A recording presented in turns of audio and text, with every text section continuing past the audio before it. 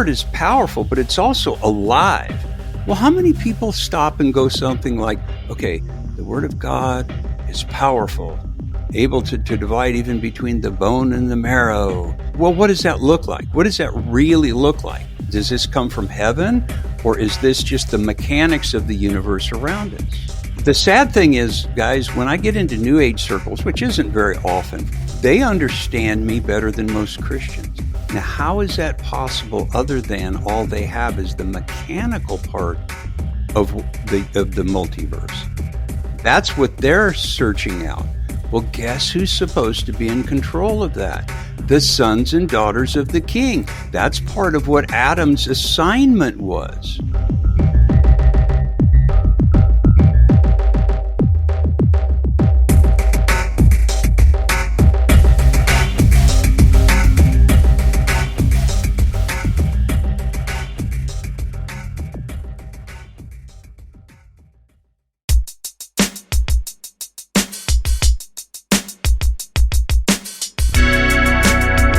Welcome to the Days of Noah podcast, where we talk all things biblical, supernatural, and strange. Today, Luke and I are privileged to have for the first time Dr. Robert Rodich, and he wrote a book called Moving Towards Sonship, a book that God gave to him almost as a download as he is revealing the plans and purposes for how we are supposed to operate as God's children. And there are clues in the Bible about these kinds of things, and yeah, it goes a little deep. Yeah, it's not the milk of the spiritual word. It is definitely meat, something we have to chew on and wrestle with and try to wrap our heads around. And one of the issues with that is there is some risk involved. It can sound new age. It can sound kind of woo-woo, not very tangible, not very easy to put our fingers on it. But I think it's important for Christians to understand that, number one, there is a lot more to our life with God in the way that we were meant to function in this dimension, in this fallen world, than we've experienced. And so with prayerful consideration and testing all things and holding fast to what is good, testing things against the true Word of God, we can come to discernment. And so with that idea in mind, Doc and Luke and I discuss how God's Word has been dumbed down via the English translations, how there's meanings in Hebrew and Greek that are lost as we translate, how Christians often fear the unknown and stay safe in their theology, and dismiss some of the more fantastical supernatural things. And Doc also gets into how his unique voice print analysis allows him to discern things about our spiritual condition with God. It's pretty fascinating. And I honestly can't wrap my head fully around it. There's laws at work, spiritual laws at work, mechanics at work.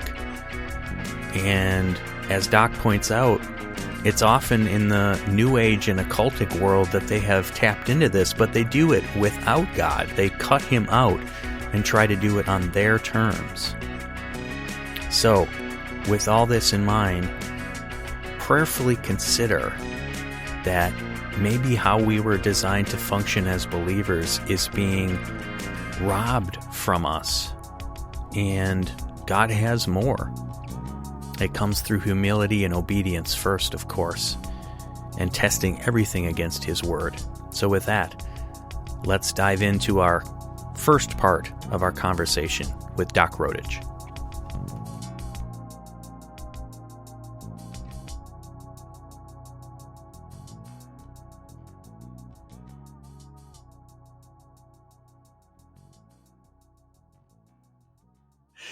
Well, great to have you, Dr. Robert Rodich, right? Rodich, yeah. Just Yes. like a road with an itch, and you just say it real fast. That's what I was just thinking in my head this morning. Yep, road itch. A condition for which there is no cure. That's right. Yeah. we're happy to have you and on the Days of Noah podcast. And what's great is, so I've been collaborating and becoming friends with Rod from the Millennial Mustard Seed, and so that's of course how I found out about you. So we're happy to have you here, Doctor. We've talked since I had you do a voice analysis, and it's fascinating stuff. And I know we're going to get into that. So it's a pleasure to have you. And this is my brother Luke. He's down in Louisiana. Good morning. Hey, yo, Cajun. I was born in Lake Charles, so I won't even tell you what they call us, but you probably know. It's worse, huh? Yeah. But you're more Texan than Louisiana out there. Yeah, I mean, Louisiana's a big state, but when you're down on the Gulf, the French have a way of referring to each other, and since I was born down there, they always, I won't even say it. Yeah. Well, maybe it's not that case in Lake Charles area. I know Shreveport has got a lot of Texas influence more than a lot of the people, in the Bayou and even the North Shore area, which have a lot more festivals and stuff around here. Yeah, well, they have a lingo that they use, and whenever I've been down there, I can't hardly understand the old timers. I mean, and I remember as a kid, they always used to come up and slap my face and everything, and after a while, it kind of got irritating, and it's like, no, that just shows they love you. I said, yeah, but they don't have to slap me so hard. Yeah. Harsh. It's either that or the pinch of the cheek, I guess. Oh my gosh, yeah. I had plenty of grandmas that did that. Yeah, that's a grandma thing. Me and Luke grew up here in Wisconsin. I'm still here. Well, I remember throwing up a cup of coffee when I lived in Wisconsin years ago because I'm still a big Packers fan. So there you go. Hey. And good to see Jordan Love come around. Yeah, I mean, I go back to Bart Starr, guys. So that's how old I am. Yeah, my mom. But you said you got roots in Lake Charles. So how did you become a Packers fan? Unless they're just everywhere. All right. So, no. Maybe they probably are. Sidebar. Probably in America's Europe. team. No, my dad. No, my wife disputes that. It's not Dallas. It's Green Bay is America's team. Oh, well, Dallas just made that up. They're so needy. I know it. I mean, I love it. I mean, come on. No, my dad was in the Air Force, and I was born in Lake Charles. And but my family is from central Iowa, particularly Des Moines. And so back in 1958, when I was 5 years old, my dad said, "Okay, you got to pick a team, either the Packers or the Bears." And and I've never liked the Easy Bears. choice. Actually, I hate the Bears. I know you're not supposed to hate as a believer, but I think in sports it's okay. So just in case sports anybody, and sin. Yeah, that's right. He hates sin and hate the Bears, and so I started out, and interestingly enough, when I lived in Louisville, Kentucky, some years ago, because we've only been here in South Alabama for 4 years, I got to meet Paul Hornung. And had a picture with him, and then he passed away about a year or two after that. But so that was pretty cool. Yeah, for sure. But anyway, How long you been in Alabama? Yeah. 4 years. 4 years? Okay. Yeah, we visit there a lot. That's one of our favorite vacation spots, and actually a member of a church down the street from you there in Daphne, Church of His Presence. Oh, really? Yeah. That's where we go to church. Okay.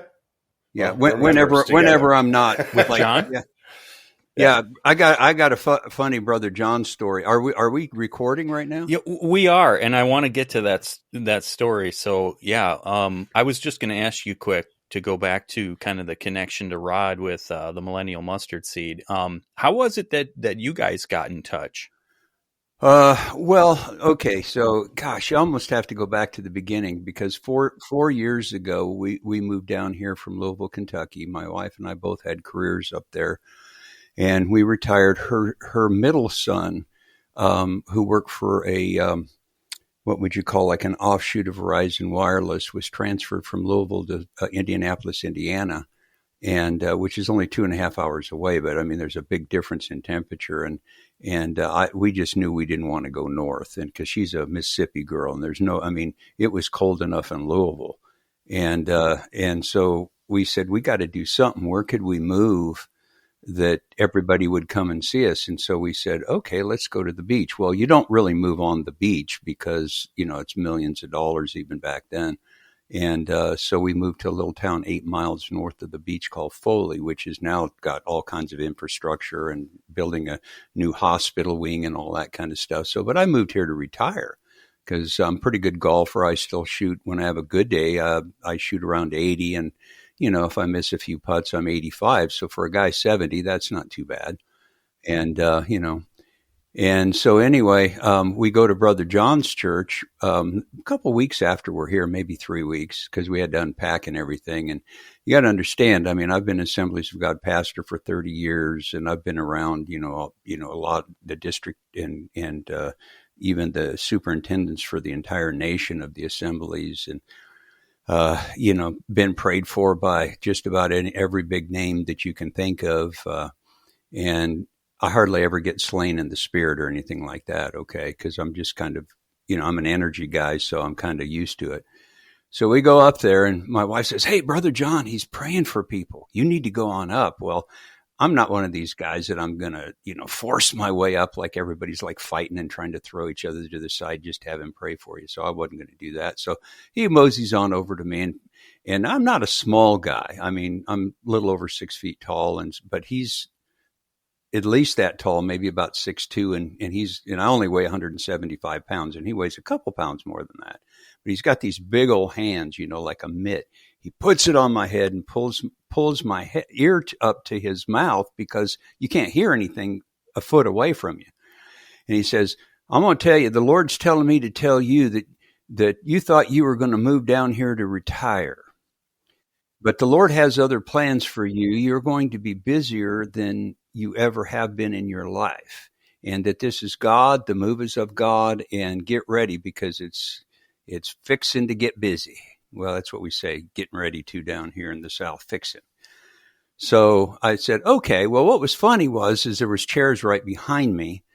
So I felt a little something. So I just politely sat down, and we left early because we wanted to grab a bite. And my wife has had a knee replacement. So there was this gravel parking lot, and I didn't want her to walk across it. So I dropped her off at the door, and I went and parked the car, and I get out of the car and fall flat on my face into the gravel. I'm out from the glory, and in the parking lot, face down in the gravel. Goodness. So I finally come in, and she says, "Where were you?" I said, "I don't know if you're going to believe this, but I've felt, and I've prayed for, thousands of people through the years, and they'll just go down, just like dropping a feather and things like that. Not all the time, but some of the time. I never felt anything that heavy. It was so heavy, the presence of God, that it almost hurt." And so I know some people might be wondering, why would the Lord do that to you on gravel, and were you injured? Well, okay. So no, I wasn't injured, and even my glasses weren't scratched. So that's the amazing thing. But why would he do it? Who knows? I mean, the real spiritual ones out there are going to say, "Well, brother, you needed humbling. So God just wanted to prove himself to you." Well, he didn't. He doesn't need to prove himself to me. I mean, with everything I've done through the years, I know exactly who he is. I know exactly who I am, and still learning and expanding. Mm-hmm. And but sometimes it's just he does fun things. Didn't hurt me. It was funny. I mean, who expects that? And plus, it makes a great story too. So I mean, it does. Sometimes people forget God is probably now this don't take this wrong, but Jesus has a tremendous sense of humor. Who says the Father doesn't? Who says Holy Spirit doesn't? Right. And when you can testify that God put you on your face in the gravel, I wasn't injured, it felt wonderful, and I'm feeling great. Yeah, I mean, I agree. That's a great combination. Yeah. I agree with everything, except I wouldn't say it felt wonderful. It didn't feel bad, but the heaviness of that was what they called the kabod. of God. You know, there's different levels where it of lingers. that. Yeah. And it's like, it just wouldn't go away.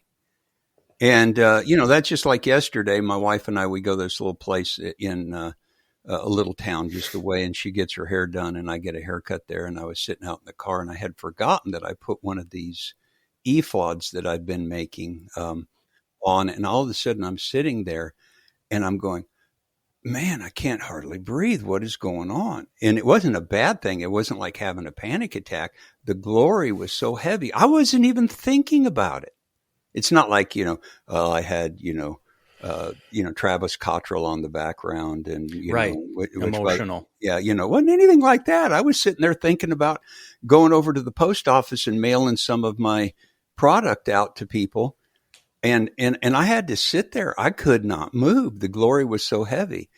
And finally, I just released it into the area around me, and then I could function. So wow. God's going to do what he's going to do. But we have to remember, as sons and daughters of the King, things don't operate outside of planet Earth the way that we think that they do. It's a big mistake to try to bring it into our limited understanding. Oh, my goodness. The technologies, the way he communicates, everything is so different. I mean, imagine being outside up there and having 360-degree vision. Mm-hmm. I mean, in the color spectrum, the colors. Oh my gosh. Yeah. So I always think that when God's presence gets on us like that, and I could testify some of my own experiences similar to yours, in this natural fleshly body that we're not in our glorified bodies yet. When God's presence comes in and intermingles with this dimension or plane of existence that we're in, our bodies just can't handle that. Right. And that's a why lot of times where we feel faint.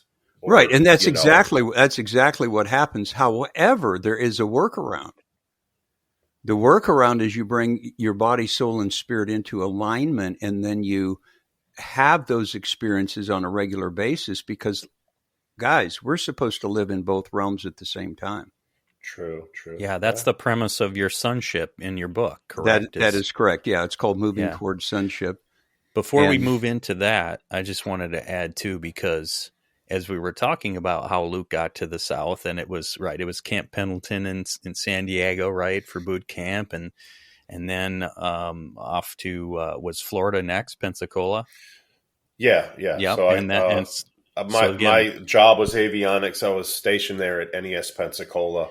Yep. So then we were visiting as a family, and during the Brownsville revival, when John Kilpatrick was part of that, and I was 17, and that was my kind of making my faith my own time. I got to see Ray Comfort speak down there, and that he really solidified it for me. Loved him so much. My older sister bought me his entire book set for a birthday present. But I wanted to add this because you're talking about not being emotional and then having this come out of the blue. Like you didn't conjure it up, right? Same thing. So You mean when Brother John prayed for me? Well, you were talking about just yesterday. Yeah, the more recent story. Oh no, I wasn't even. No offense, but to the Lord, I wasn't even thinking about him. Exactly. So to that point, same thing happened to me. We were in the revival services one night. Luke, I don't know if you know all of this story, but you were there. We were all in the pew, and I'm hearing Luke and older sister speak in tongues. There's an altar call. I want to go up. I feel good idea. And I'm not emotional, not particularly sad or convicted or anything, right? I get up to that altar and I kneel and I'm weeping for 10 minutes straight. Yep. And that to me was God's spirit that I'd never experienced probably since. And because again, there wasn't anything like, oh, I'm so burdened by this. And then it just spilled out, right? It hit me. Well, what can happen in times like that is that when the presence of God is so profound, there is an alignment that begins taking place, almost a synchronization between the body, soul, and spirit. And it can even be it can be our soul crying out for, because the soul is really kind of the culprit in everything. And when the spirit doesn't take charge, which none of us were born that way, that's why we need to be born again, or one of the reasons. And all of a sudden things starting to align in such precious presence of the Lord, even we'll have an inner weeping and we don't even know where it comes from. It's because our body is saying we're meant to be more than this. Yeah. And so it can manifest in so many different ways. One of the big issues that I had with revivals through the years, because I've been around for a long time. I mean, I was still old when the Brownsville revival was going on. So, but is that, after 2 or 3 days, the glory seems to fizzle out. Well, that's not the way we're designed in the second Adam. The glory is supposed to stay. Now, it doesn't mean that everywhere where we walk in Walmart, the people need to drop over in the aisles. We can kind of crank it up or crank it down, but we're supposed to stay in all the time. And that's what it means to be living and walking in the Spirit, at least part of it. And, but that there's training involved, there's things we have to learn, obviously. Yeah. So you were a pastor in Assembly of God churches for a good 3 decades, right? And then was it concurrent with that you were also a doctor of natural medicine? Did that come later? How did that work in? Well, I mean, I started my schooling before that, but I started coming down with a mild heart arrhythmia that they didn't have any solution for. And so, the Lord sovereignly leads, and one thing led to another. And I was able to get to a training session by a gentleman by the name of Dr. D.A. Versendahl, and it happened to be in Dallas, and I lived near Memphis at the time, Memphis, Tennessee, where I was pastoring.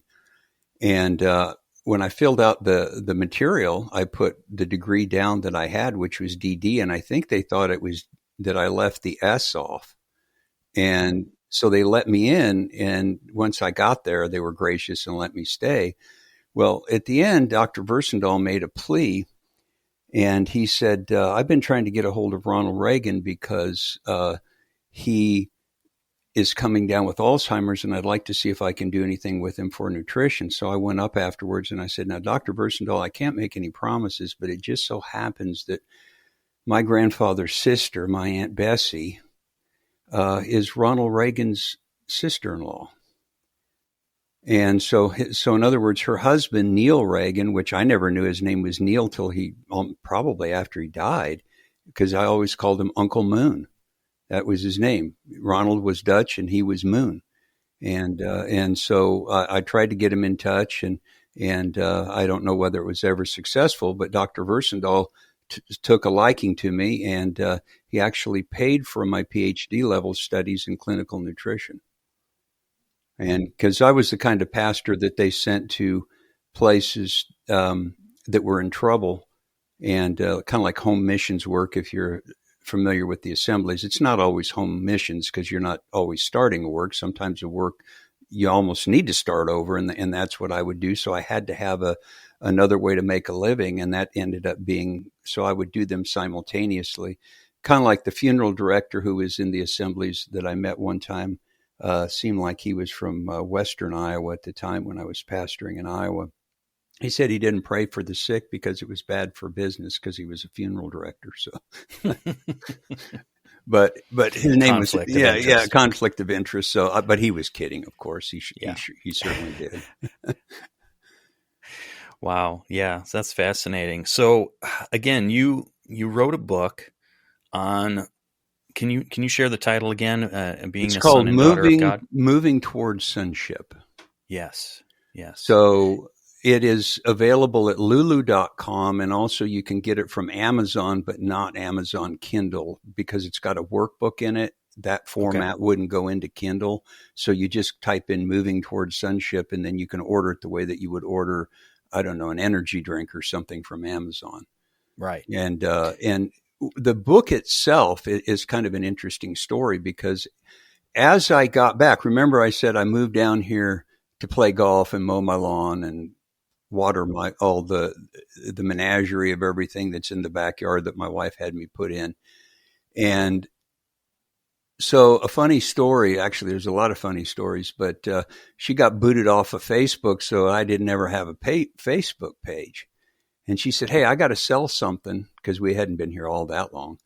"And can I start one up for you?" And I said, "Sure." And, she's real sharp with that kind of thing. So when she finally got reinstated to Facebook, I took it over and I started connecting with all these heaven groups because I've met Ian Clayton and Grant and Samantha Mahoney. I actually did consultations for them and, some of the people that are in what I call the heaven movement, and started connecting, and people started wanting me to do workups on them.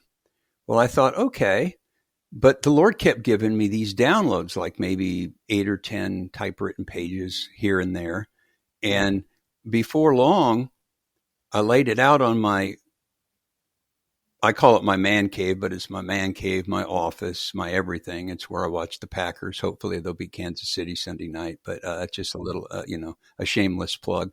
But anyway, so all of a sudden, I start doing more of these consultations, and I felt like I needed to give people something, so I'd send them a little bit of what I had, the download that I got. Well, eventually the trail led to Dr. Ron Horner and his ministry in Pinehurst, North Carolina. So I sent it all to him, and he calls me on the phone, which he does quite regularly. And he said, "Doc, this is a book. Just make the segues." And now I'd like to say that I'm this super brilliant guy and, author and, all this kind of stuff. But honestly, about 90% of it was a download. So I can't, I'll give the Lord credit for it. However, what it does is, and because I was talking to my wife many times, and I said, look, there is a gap. People don't know how to transition out of being a Methodist or a Lutheran or a Baptist. They don't have the terminology. We have Christianese bad enough as it is, and they don't even really know. Everything seems new age. It seems spooky. They don't understand that we're supposed to be living in heaven and earth at the same time. They don't have any concept of that, even though the scripture is super, super clear on that. Christ in me, the hope of glory, seated with him, Christ Jesus in heavenly places. Those are not metaphors. Those are descriptions of things that actually happen in the multidimensional realms. Okay. So anyway, that's why I wrote the book, because it really does fill the gap. I talk about gray energy, dark energy, how the enemy does what he does, how there's a prayer in the book that actually closes the door to frequency warfare from the enemy's camp. And so far, if a person is a believer, it's worked 100% of the time. And many of these people have actually tested a number against their DNA, and it's in the normal number is supposed to be 19. The Lord's never told me why it's supposed to be 19, but hardly anybody's ever 19. I found one person that hadn't said that prayer whose DNA was 19. Everybody else, it was like 3, 6, 9, whatever. And so they prayed the prayer, and all of a sudden, they're not getting attacked the same way. Well, there's still a whole lot of work to do beyond that. However, this book is a good segue for people, and I have people that send me emails all the time. They say, "Man, I just can't get away from your book. I go back and I read this chapter again. I do this, and because I have to see how it fits together." And I say, "Well, give the glory to the Lord, because he's the one that gave it to me."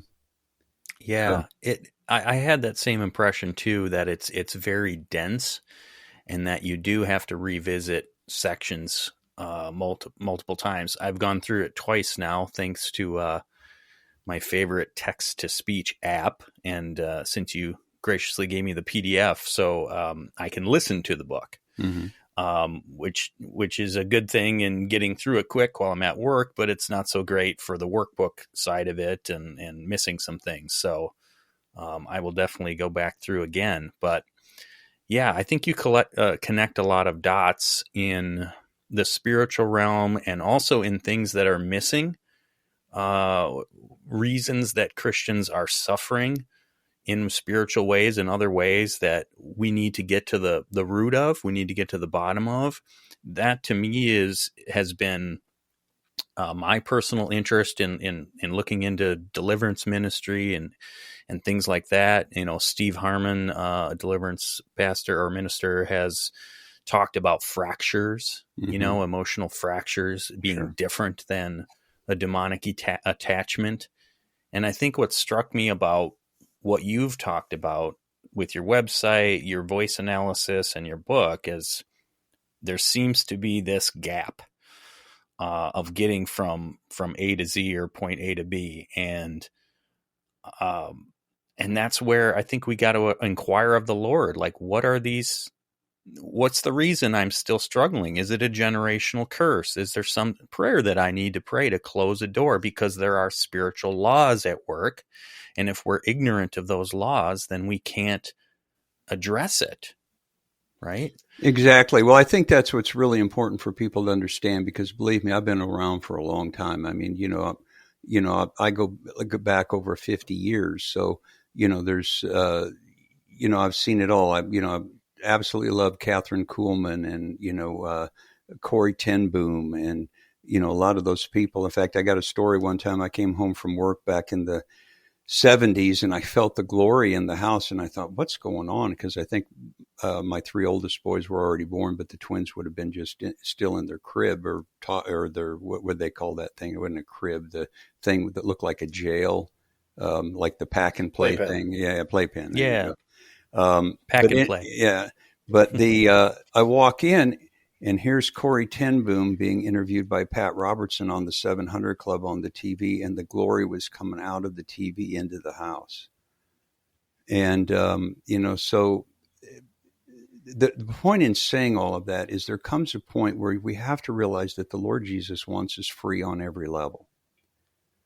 But the reason, and my book kind of spells this out, the reason that it doesn't happen instantaneously, like some people say that it does, we get positionally, we get everything. But then we have to work out our salvation with fear and trembling. It's not to stay saved. Either you're saved or you're not. It's to work out all of the wears and tears and traumas and generational things. So when you have a segment of the church that doesn't even believe in generational issues, well, that segment is in trouble because they don't have an explanation for everything that's going on with their people. And so then look at what the church has devolved into today, where it's, I don't even understand this whole gender pronoun stuff, and it's starting to slip into the church, and it's like, give me a break. I mean, John Wayne would be rolling over in his grave. Come on. For sure.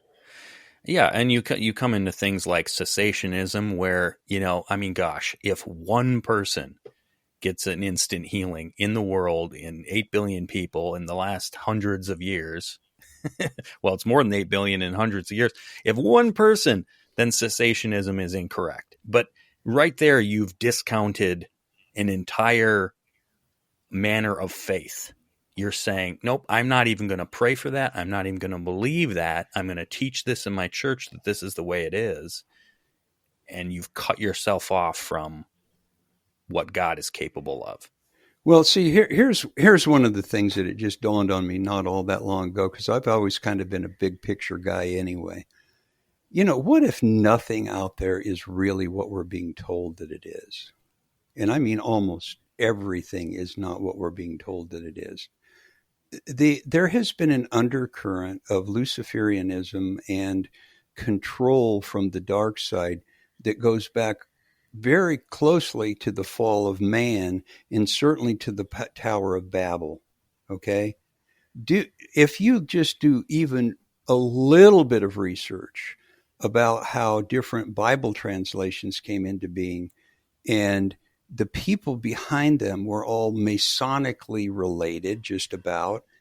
And because of that, of course, they're going to slip in that there's no longer miracles. Okay? Just the way they've left whole meanings out of every single English version because it doesn't translate. So, because I've had people come up to me and say, well, I'm sensing in the spirit that there's been things left out of the Bible. Well, yeah, but it would be even better. That's the point. It would be even stronger if we really saw the way that that was said initially in Hebrew and then perhaps in Greek and Aramaic. I mean, they were talking like we're talking now. Yeah. Back then, and the whole thing got squelched. And for me, it finally came up to a head some time ago when this one brother, and you got to understand, I'm in the South, so I don't really have a Southern accent to speak of, but I can speak in Southern if I can speak Wisconsinese too. So, hey, go get my coat, eh? So, but anyway, that's in the North. Yeah. So this one brother comes up and he says, "Brother, what Bible you use?"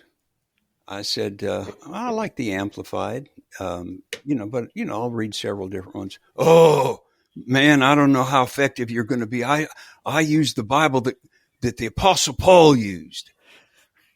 And I said, "Well, which one is that?" He said, "The King James Version." I said, "Yeah, I guess Paul probably was close to 1611. 1500 years. Yeah. I mean, and so the point is, it has been dumbed down so much. That has, I think, been because I'm a big word guy. Mm-hmm. I'm not Jack Van Impe. I kind of wish I was with my level of knowledge. I've just got too many other things I've always been doing through the years on a more practical way but I have a lot of it, obviously memorized. But the word is powerful, but it's also alive. Well, how many people stop and go something like, okay, the word of God is powerful, able to divide even between the bone and the marrow and the joints and, all this other kind of stuff. Okay. Well, what does that look like? What does that really look like? That's obviously a picture that's being shared with us. But who stops and says, what does that look like? Well, I'm one of those guys, silly me, that no matter what comes down the pipeline, I go, okay, how can this be applied? What does that look like? Does this come from heaven, or is this just the mechanics of the universe around us? Because the sad thing is, guys, when I get into New Age circles, which isn't very often, frankly, even though I get accused of being New Age all the time, which is totally ridiculous. I've been covered by the blood and, bought with his, everything that he did. And, you're not New Age if you're like that. But they understand me better than most Christians. Now, how is that possible other than all they have is the mechanical part of the multiverse? That's what they're searching out. Well, guess who's supposed to be in control of that? The sons and daughters of the king. That's part of what Adam's assignment was. And that's a missing gap. Okay, because we've talked many times, Luke, about, Mike Heiser, the late Dr. Michael Heiser, going to UFO conferences and connecting with secular people who are into supernatural and fringe stuff, and finding they're more interested in how the Bible and the biblical history connects to those events and those creatures than what Christians are interested. Christians are like, no, that's crazy, roll their eyes. And here you are saying it again. It's like we've talked about it. You're right. A lot of religious Christians, or Christians in general, when it comes to the supernatural, when it comes to the things that you're talking about, Doctor, it's like a part of their brain, they just turn it off. Once they hear a little bit of it, they dismiss it completely. And I don't know if it's a religious spirit or an ideology where they're so afraid to go down that path and ask those questions. I think it is fear. Like they're abandoning their faith if they talk about energies, or if they talk about giants and the supernatural and stuff, or UFOs. It's a like, cognitive dissonance. I got to stay in this bubble that I'm this safe bubble. Or we talked about preachers. They stay in a safe theology, and they don't ask those hard questions. And that's one thing I love. Shout out to Pastor John Kilpatrick again. He's willing. Remember the message he preached on what if? Vexed? Yeah. And he was willing to ask those questions. I mean, and hey, if I'm wrong, I'm wrong. At least my congregation is aware that the enemy is trying to deceive us and might show up as green men or, whatever. So, well, he preached on AI, right. which how many pastors have done that? And of course, that there's a portion of my book about AI because the Nephilim spirits are actually taking over the quantum That's computers. true. That's true. That's true. And so, I mean, Yeah. he pointed that out. So this didn't come from old Doc Rodich. John, I mean, well, actually, I wrote about it before I heard the message by about 6 months.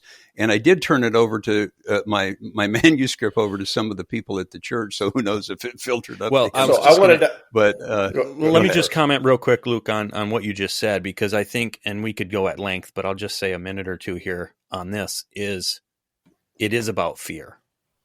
I think Christians are dumbed down because we're relying on our leadership in churches to do the work for us, and we show up passive. We've talked about that many times, and how, as a family, I'm exploring, and we've done home church with only Christ as the functional head. And we're still learning what that looks like. But I think most Christians, they show up, they're passive, and they trust their leadership to tell us what these verses mean. And then they go home and go, I got it now. I don't need to research anymore. So we're not doing the homework. Number well, two. I can tell you, Yeah. just let me interrupt you for a minute and Sure, then sure. then continue. Go But for it. I can tell you exactly why that happens, but finish what you're going to say. And then, Yeah, absolutely. Then you guys can all finish. It's your show. I'm just telling No, but, this is but great. I won't forget this because I know exactly what that looks like on paper, why that happens. Okay, fantastic. Yeah, and then also, and we've kind of hinted on this too, like even back with Ryan Pitterson, that the age of enlightenment and Darwinian theory coming in, that it seemed like the churches and the seminaries dialed back some of this supernatural stuff and stayed in this cozy little safe, let's make Christianity practical. And so a lot of those weirder things they kind of shied away from. And I think the same thing is going on, Doc, with what you're talking about, where Christians don't have a paradigm for this. They fear it, like what you said, Luke. Go ahead. I had a question for you, Doc, kind of long. So obviously you talked about doing voice analysis, and I know just pulling up and without even really digging deep into your webpage, there's that it does give kind of hints if you don't really know you and your background, then kind of a new age vibe. I'll just be honest. The first impression, I didn't know. Can you kind of go into maybe the stuff how you researched or what God showed you? Obviously, we got the creator of the universe, and his ways are not our ways. So just because a new age is doing some things with energy doesn't mean that God didn't, he's not the origin of it. So I'm curious on the energy side of things and on the voice analysis, if we want to shift gears into that. One of the first things, and I'll segue into the soul if I can in a couple of minutes. But one of the first things you have to do if you're a normal, reasoning, intelligent individual is to ask the question, when you see anything, is this universal mechanics or is this some kind of witchcraft?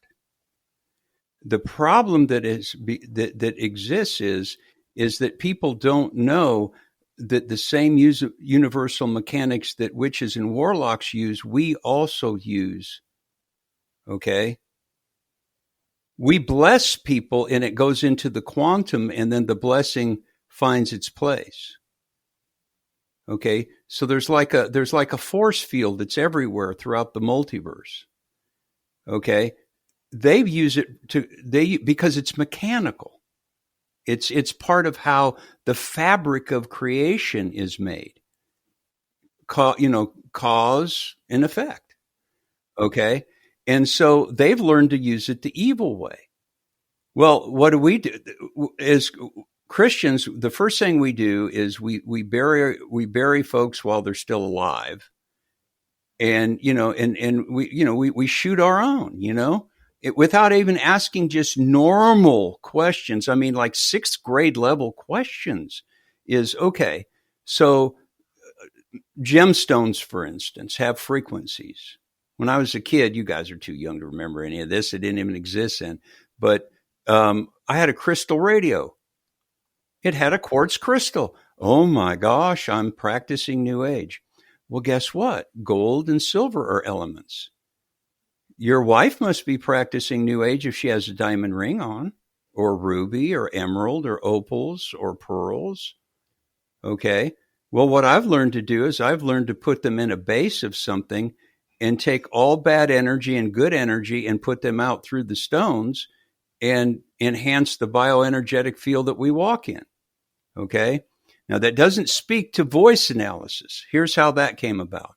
I do a very advanced form of muscle testing, which some people think is New Age too, but boo-hoo, I don't care anymore. I'm too old. It didn't hurt me anymore. Everything's paid off. It doesn't hurt me, people. You can say everything you want to say. I'll go to court and sever all your accusations because I know how to use the courtrooms of heaven, okay? So when the first testing that I did, I realized that the body has an energy field that comes out about 4 to 5 feet if you're healthy, sometimes 6 feet.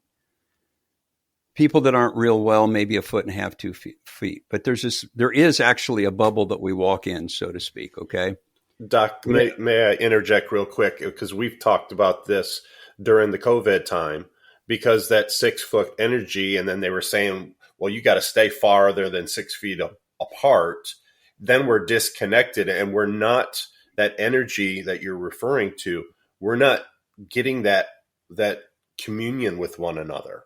Right. And we need that. And we actually need that because that's the way God made us. So what I found out, first of all, is that let's just say I was walking by Walmart and I brushed your shoulder.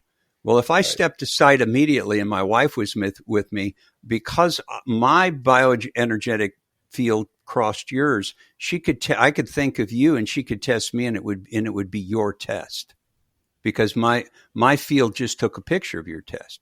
What I didn't know for the first 10 years or so was that the voice also carried the same messages.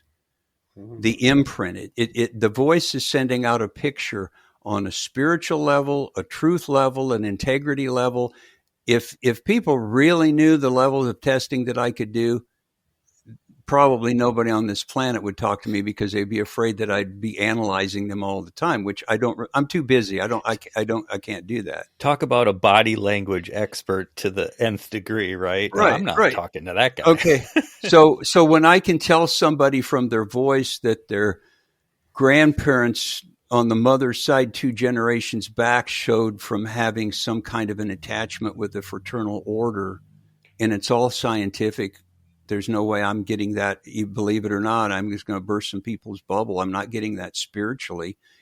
My spiritual stuff works with that because I walk as a son, but I'm getting it through pure energy that the voice is broadcasting. So and this has happened to me over dozens of times now.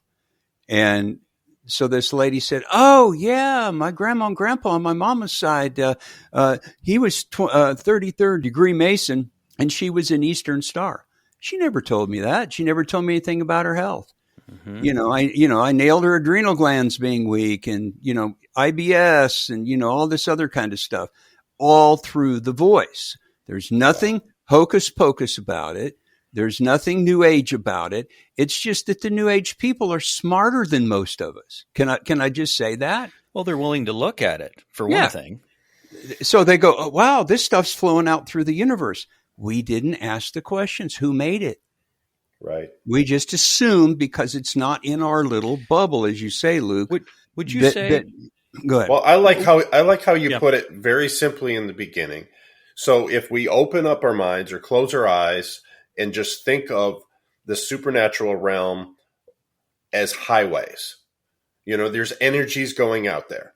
I mean, there's invisible stuff that we talk about, we use all the time, and we're using the technology right now, whether it's wireless. TV or radio or whatever, wireless stuff. Yeah, and I'm actually seeing you guys on my screen. How's that even possible? Right. So the way you describe New Age or the occult or witchcraft, they're tapping into stuff. Christians are supposed to be embracing the supernatural. So just because there's evil lines, there's good lines, and we need to embrace what is there that in that realm that God wants us to possess and to use for our benefit so that we can fulfill his mandate on this earth. And I think too, we've talked with, we've had Timothy Bentz on the show a few times, Doc, and I mentioned his name to you before because he's the only other one besides yourself that I've heard talk about going into heavenly realms, spiritual realms, and, in some cases strategizing with Jesus right there about the day or the year, these kind of incredible things. You guys kind of have that in common, but I think the difference, as we've talked about in different shows, is when the New Age does it, when the occultist does it, they're doing it devoid of God with their own impulse. I am going to accomplish this versus God, is this how you want me to operate? Okay, I will go here. And so it's without his leading and it's pushing God out. But what I was going to ask, Doc, is, do you feel like, because you're saying it's, yes, spiritual discernment, but it's more a technology. Would you liken it to, the way a frequency analyzer can break down a song and go, these are the frequencies, it's playing at 300 hertz here on the guitar, or, you know what I'm saying? Like, is that the type of precision that you're able to kind of pull out and go, hey, 33rd degree Mason on your mother's side, Well, okay, so everything that I do has to have an energy footprint or signature in order for me to even be able to ask the question. Okay, so if it's not there, I can't make it up. And what are the chances of me doing well over a dozen people and nailing every single one, including some people that didn't know, and then they went back and did the research and said, oh my gosh, you're not going to believe it, but you were exactly right. How does that continually come out of their voice? You see, I mean, we're fearfully and wonderfully made, but we have to understand there is evil intent and then there's righteous intent. The question is in the near universe around us, there are all kind of technologically frequency, sound, light pathways that we don't understand. Like one of the biggest jokes that's going on today is this whole thing about aliens. Okay. Now, are there what look like aliens? Yes. But are they aliens? My answer is no. Okay.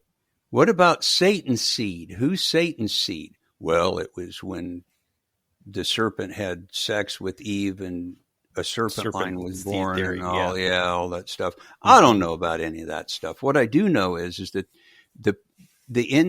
there are individuals that are out there that we would call Nephilim or branches of the whole Nephilim concept. They're the ones that have the technology because they were completely cut off from heaven's technology, from the way heaven works. So in order to maintain a certain level of their functionality, they had to take what they did or had around them at their disposal to come up with these flying devices. And, who knows how far back even before Adam that was still going on, because the fall of the angelic took place a long, long time ago. And so all we're seeing is this going on around us.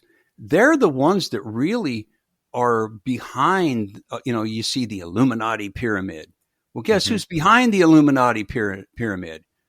The multidimensional phasing in and out, Bigfoot, Nephilim, alien grays. Half of those could just be android things. We're so, I hate to say it, but we're almost narcissistic as human beings to the point where we think that we're the only ones that has technology of any kind. And if we don't think about it, it must not exist. Okay. Well, this is what we're up against. But let me get back to this real important point. A spirit of religion is a really powerful thing. It's what locks people in to their soul being basically flipped from the positive polarity to the negative polarity, and the soul becomes the gatekeeper. And so when anything new comes through, then the soul says, I can't let the body or the mind really understand this. I read somewhere where we get I don't know what the number is now, 20 billion bits of information per second. But by the time it gets to our brain, it's 300 or something, something ridiculous like that. Well, why is that way? Why is there any stepping down from what happens around us spiritually? What are the filters in the way? Well, that's where the soul comes in. And so most of the work that we do in our early walk of Christianity, which is called sanctification, by the way, is we chew or we cut our teeth by getting ourselves straightened up. But if the church won't even tell us what that is, and people won't read their own Bible to see what that is, the soul stays the gatekeeper, and then all these other things that are going on around us, wonderful heavenly technologies available to us today to live in both realms at the same time, we can't even get there because our person is out of synchronization. At the fall, our spirit was inverted. It used to be around us. We were a being of light, and then everything kind of got sucked in, like on a sci-fi movie. Now we have our flesh, then our soul, then our spirit. Well, the heart is the convergence point of all three. And if all three are balanced, that's when all of a sudden we start being able to participate in things like the supernatural. So for instance, there's all kinds of, how did Enoch know how to do what he did? Well, there were gateways that he knew about. Well, those are universally mechanic. That's what the secret societies and the hidden cultures are trying to find. Well, we have everything inside of us that we need. As believers, we go in to go up. We don't have outer body experiences. We don't need to. Our spirit can travel anywhere we need to go. And we have multiple layers of our spirit. You say, oh, brother, that's heresy. Well, okay, how can Jesus be like 50 billion places at the same time in body? And it's really him, but he's in all those places at the same time? We're made in his image. Maybe we have 4 or 5. Doc, we had a story that Tim Bench shared with us once where he was sleeping in his bed, in his home, and at the same time, he was physically present. I think it was Russia, and he was speaking to a church and having dinner with them. And then it was like months later, he visited, and they're like, yeah, you were here. Really? Which night? Yeah. So it's mind-bending. Before I forget, though, I don't know if you had expanded on what you were going to say when we were talking about the cognitive dissonance. Yeah, that was the soul thing. The soul thing. Okay, great. The soul gets flipped around and it becomes a gatekeeper instead of a way for the spirit to flow and then bless our natural understanding in our actual mind. Okay. And see, because one of the things, and I put this in my book, and then it was kind of funny because a few months later I heard Dan Duvall teach about it. And we have a common friend, one of the guys that's on his staff, actually, I sent the book to. So I don't know if Dan ever got it or whatever. He used it. Yeah, well, maybe. But that's okay because I love Dan. I mean, I've never met him in person, never talked to him, but he really is a really good teacher, and he's got good stuff. Yeah.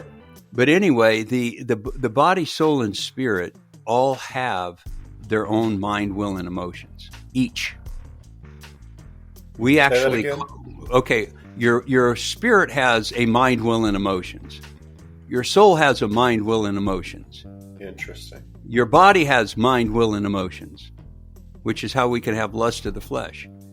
And as an overlay, see, it's not just our soul. See, what was the guy's name? Jay Adams. He didn't even believe in a 3-part of man. And then he would teach, it's just your soul and blah, blah, blah. Most of the people that have taught us and wrote those books didn't have a clue how the supernatural really works, okay? And so, because our spirit, we were a spirit before we came here. That's heresy to a lot of people, but we were not made, most of us, right at the moment of conception. We were spirits in heaven. We weren't fallen angels and God sent us here to be punished. We were a very special created group of individuals who had a mission, which was to as family, undo all the chaotic, horrendous things that the fall of Lucifer put on the different dimensions and realms.